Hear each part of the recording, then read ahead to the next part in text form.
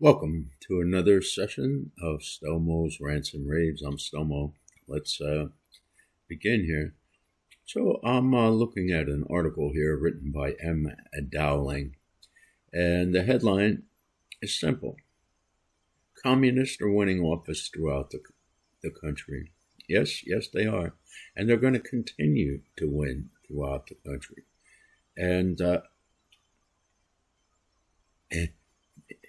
I believe it's fairly easy to know the reason why. And hopefully maybe I can explain my rationale here.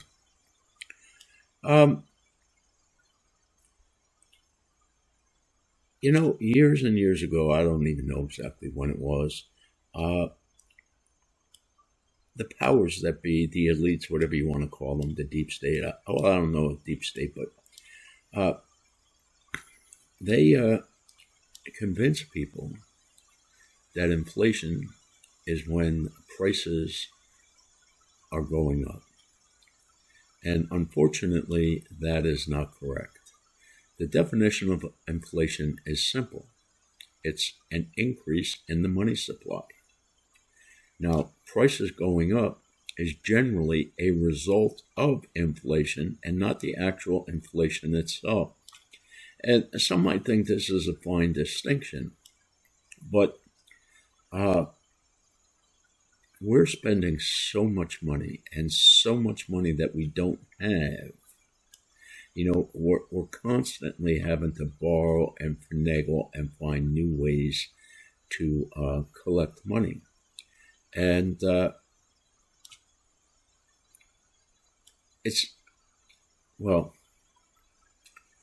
prices are going up. The government lies to us about all the numbers. And I'm not sure who exactly in the government knows or doesn't know this stuff. I'm sometimes shocked when I listen to Besant or others who, talk about things happening in our economy, and it's not an accurate reflection of reality. So they're out there spending. I understand why they have to spend, because they want to keep their base happy. But the economy is something that you cannot escape. People live the economy day by day. Years ago, it was James Carville who coined the saying, "It's the economy, stupid." And you can lie to the people about the economy, which is something Joe Biden did routinely.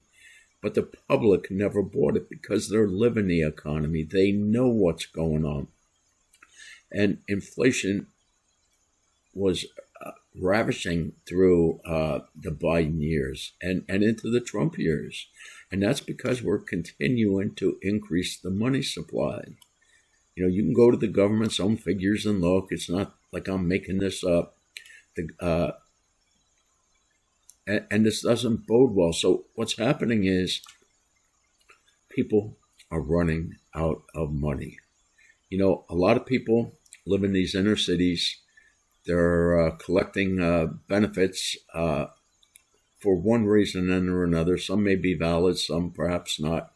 But regardless, this is their source of income. They get EBT, food stamps. And but as food and everything else continues to rise at exponential rates, people are being forced to do without some things. A lot of people are giving up the second or third car, and actually, I'm reading where some people are giving up and only eating one meal a day. Well, right now we have gas substantially higher than it was just a few months back.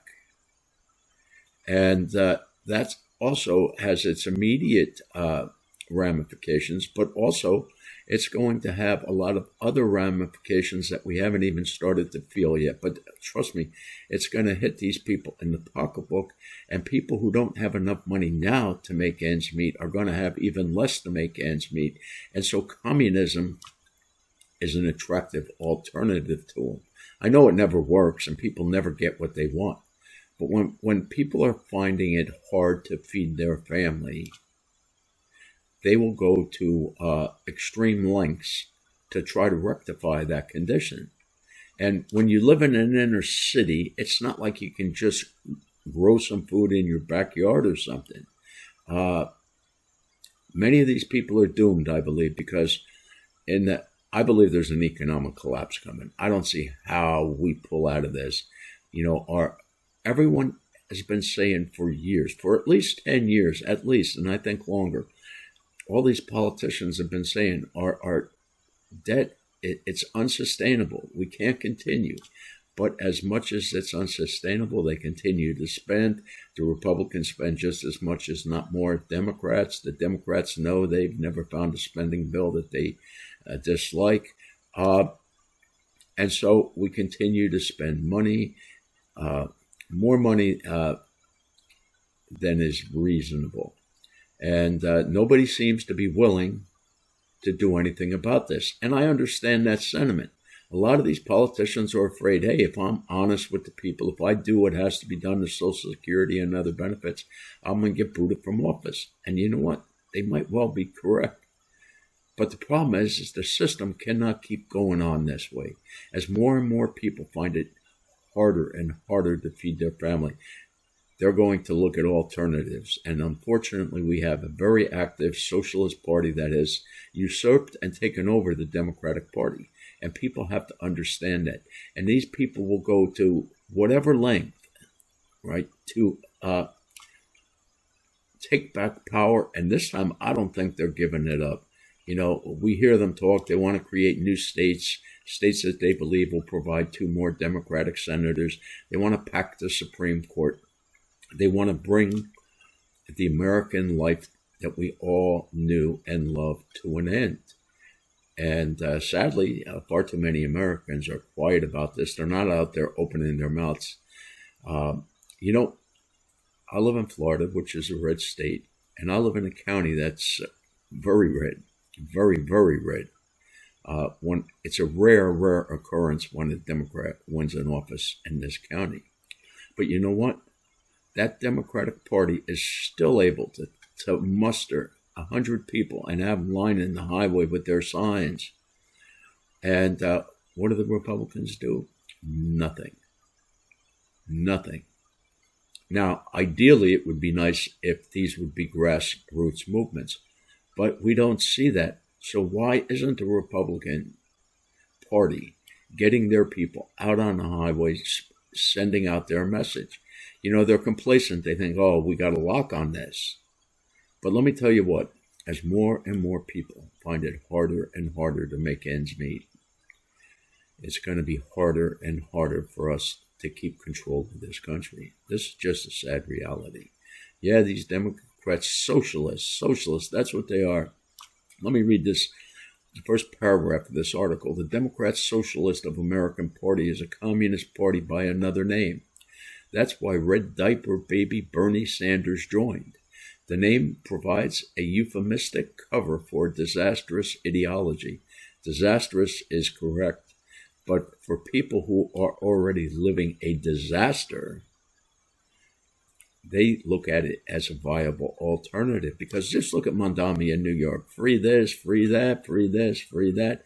Of course, now that he's in office, he's realizing that, hey, this stuff isn't free. Somebody's got to pay for it somewhere. And we keep chasing, the Democrats use this, pay their fair share. Notice they always use the term fair share, and they never come out and actually give you a figure of what that fair share is. Well, I can tell you, these affluent people have reached the limits of which they're willing to give up their hard-earned money. And so they're fleeing places where the taxes are too high. And this is just how it is. People work hard for their money. I don't care how much money they have, right?